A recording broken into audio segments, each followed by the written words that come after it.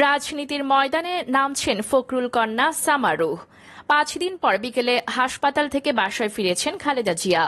আওয়ামী লীগ গণশত্রুতে পরিণত হয়েছে বললেন ফখরুল। তত্ত্বাবধায়ক সরকারের অধীনে আগামী নির্বাচন হবে বললেন দুদু। ৩০ বছর পলাতক, এনআইটি পরিবর্তন করেও হল না রক্ষা, ভাই হত্যা মামলা। এবার দেখুন বিস্তারিত। রাজনীতির ময়দানে নামছেন ফখরুল কন্যা সামারুহ। দেশের রাজনীতিতে বিএনপি মহাসচিব মির্জা ফখরুল ইসলাম আলমগীর পরিবারের সক্রিয় অংশগ্রহণ রয়েছে। সরকার পরিচালনায়ও রয়েছে ভূমিকা। চাচা ছিলেন স্পিকার আর বাবা একাধিকবার সংসদ সদস্য ও মন্ত্রী। মির্জা ফখরুল নিজেও ছিলেন মন্ত্রী, এমপি। তার বড় মেয়ে মির্জা সামারুহরও রাজনীতি নিয়ে আগ্রহ রয়েছে। পারিবারিক উত্তরাধিকার সূত্রে আসতে পারেন রাজনীতিতে। রাজনৈতিক অঙ্গনে এমন আলোচনা রয়েছে, তবে রাজনীতিতে তিনি কবে সম্পৃক্ত হবেন তা এখনো পরিষ্কার নয়। সামারুহ রাজনীতিতে এলে আপত্তি থাকবে না বাবা ফখরুলের, বরং তিনি খুশি হবেন। এদিকে মির্জা সামারুহ সরাসরি রাজনীতিতে সম্পৃক্ত না থাকলেও তিনি রাজনীতি সচেতন, বিভিন্নভাবে খোঁজখবর রাখেন রাজনীতির।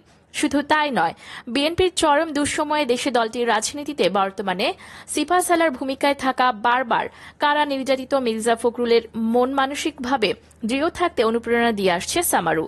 বলতে গেলে মির্জা ফখরুলের রাজনৈতিক অনুপ্রেরণা তার কাছ থেকেই আসে। বিভিন্ন সময় সামাজিক যোগাযোগ মাধ্যমে পোস্ট দিয়ে রাজনীতিতে এবং দেশের মানুষের জন্য মির্জা ফখরুলের ত্যাগ স্বীকার বিষয়টি তুলে ধরেন সামারুহ। বাবা কোনো কারণে মন খারাপ করলে, হতাশ হলে অস্ট্রেলিয়া থেকে মোবাইল ফোনে খুদে বার্তা পাঠান তিনি, যা রাজনীতিবিদ বাবাকে এগিয়ে চলার শক্তি ও সাহস যোগায়। বিএনপি মহাসচিব মির্জা ফখরুল কয়েক বছর আগে জাতীয় প্রেস ক্লাবে এক আলোচনা সভায় জানান, দুঃসময় সবার আগে সাহস পান বড় মেয়ে মির্জা সামারুহের কাছ থেকে। সুদূর অস্ট্রেলিয়া থেকে মোবাইল ফোনে মেসেজ পাঠিয়ে রাজনীতিবিদ বাবাকে এগিয়ে চলার শক্তি ও সাহস যোগান মির্জা সামারুহ।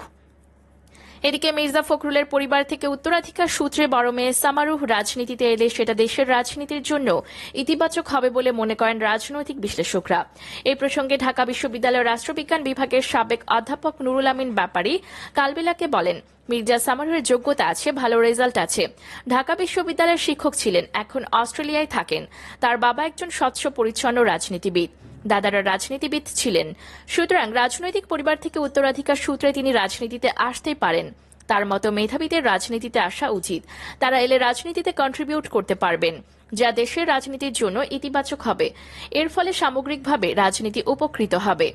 মির্জা সামারুহকে রাজনীতিতে আনতে তার বাবা নিশ্চয়ই উৎসাহ দিচ্ছেন বলে মনে করেন রাষ্ট্রবিজ্ঞানী। অপরদিকে ৫ দিন পর বিকেলে হাসপাতাল থেকে বাসায় ফিরেছেন খালেদা জিয়া।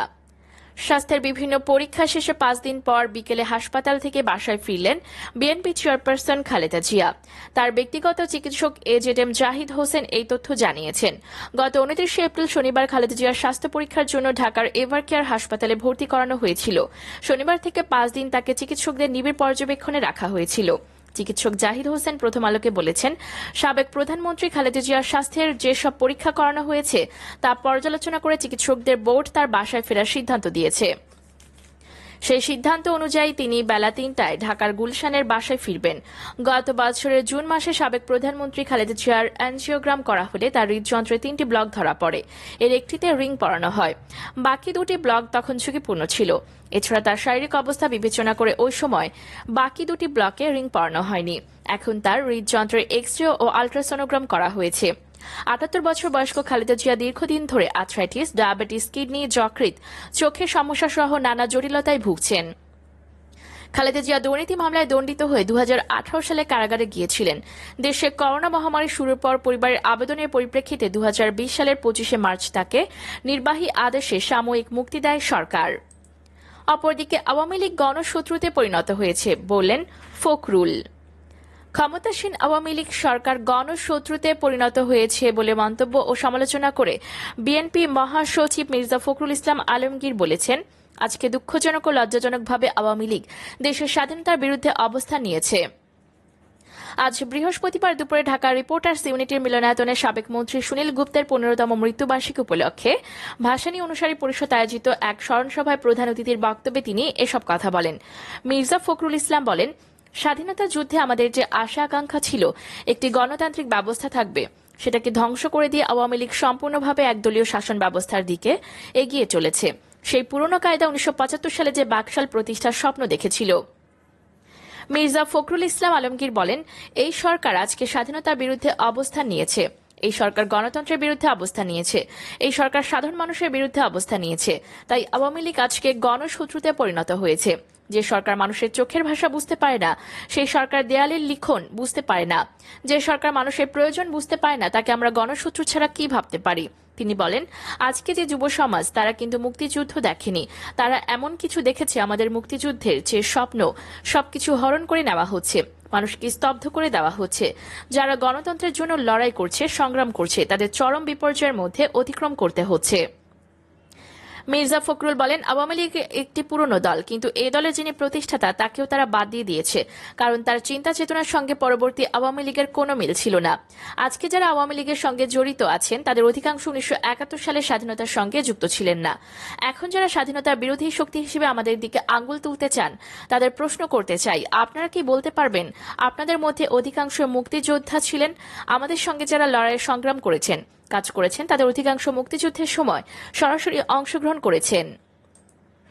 অপরদিকে তত্ত্বাবধায়ক সরকারের অধীনে আগামী নির্বাচন হবে বললেন দুদু। তত্ত্বাবধায়ক সরকারের অধীনে আগামী নির্বাচন হবে আশা প্রকাশ করে বিএনপির ভাইস চেয়ারম্যান শামসুজ্জামান দুদু বলেছেন, এই বছরের শেষে অথবা আগামী বছরের শুরুতে নির্বাচন হবে। আপনার অধীনে এই দেশের কোনো নির্বাচন হবে না। বৃহস্পতিবার জাতীয় প্রেস ক্লাবে এক প্রতিবাদ সভায় তিনি এসব কথা বলেন। বিএনপি চেয়ারপারসন খালেদা জিয়া, ভারপ্রাপ্ত চেয়ারম্যান তারেক রহমান ও ডক্টর জোবাইদা রহমানের বিরুদ্ধে ষড়যন্ত্রমূলক মামলা প্রত্যাহারের দাবিতে প্রতিবাদ সভা অনুষ্ঠিত হয়। সভাটি আয়োজন করে ইয়ুথ ফোরাম। দুদু বলেন, প্রধানমন্ত্রী তত্ত্বাবধায়ক সরকারকে ভয় পায়, তত্ত্বাবধায়ক সরকার ঠেকানোর জন্য বিদেশ সফর শুরু করেছেন, কিন্তু কোনো লাভ হবে না। তিনি বলেন, দেশ আজ ভয়াবহ রাজনৈতিক সংকটে পড়েছে, দেশে নির্বাচনী ব্যবস্থা পুরোপুরি ধ্বংস হয়ে গেছে, জাতীয় সংসদ থেকে ইউনিয়ন পর্যন্ত নির্বাচন ব্যবস্থায় ধ্বংস হয়েছে, সকল পেশাজীবী সংগঠনের স্বাভাবিকভাবে নির্বাচন হয় না, এমনকি মসজিদ কমিটি নির্বাচনের দলীয়করণ হয়। অপরদিকে ভাই হত্যা মামলা, 30 বছর পলাতক, এনআইডি পরিবর্তন করেও হল না রক্ষা। ফেনীর ছাগলনাইয়া উপজেলায় বড় ভাইকে কুপিয়ে হত্যা মামলায় যাবজ্জীবন সাজাপ্রাপ্ত আসামি আবুল খায়েরকে গ্রেফতার করেছে র্যাব। বুধবার রাতে তাকে চট্টগ্রামের পটিয়া থেকে গ্রেফতার করা হয়। গ্রেফতার খায়ের 1993 সালে বড় ভাইকে কুপিয়ে হত্যার পর থেকে দীর্ঘ 30 বছর দেশের বিভিন্ন স্থানে নাম পাল্টে বসবাস করে আসছিলেন। তিনি ছাগলনাইয়া উপজেলার দক্ষিণ বল্লভপুর গ্রামের অলি আহমেদের ছেলে। র্যাব জানায়, 1993 সালের 27 জুন বল্লভপুরের নিজ বাড়িতে জমির ভাগ বাটোয়ারা নিয়ে বাগবিতণ্ডার নিজ ভাই আবু তাহেরকে কুপিয়ে হত্যা করেন আবুল খায়ের ও আব্দুল কাদের। এ ঘটনায় নিহতদের বোন আমেনা বেগম বাদী হয়ে ছাগলনাইয়া থানায় মামলা করেন। পরে ওই মামলায় আদালত 2 সহোদর আবুল খায়ের ও আব্দুল কাদেরকে যাবজ্জীবন কারাদণ্ড দেন। এরপর থেকে দণ্ডপ্রাপ্তরা দেশের বিভিন্ন স্থানে নিজেদের নাম পাল্টিয়ে বসবাস শুরু করেন।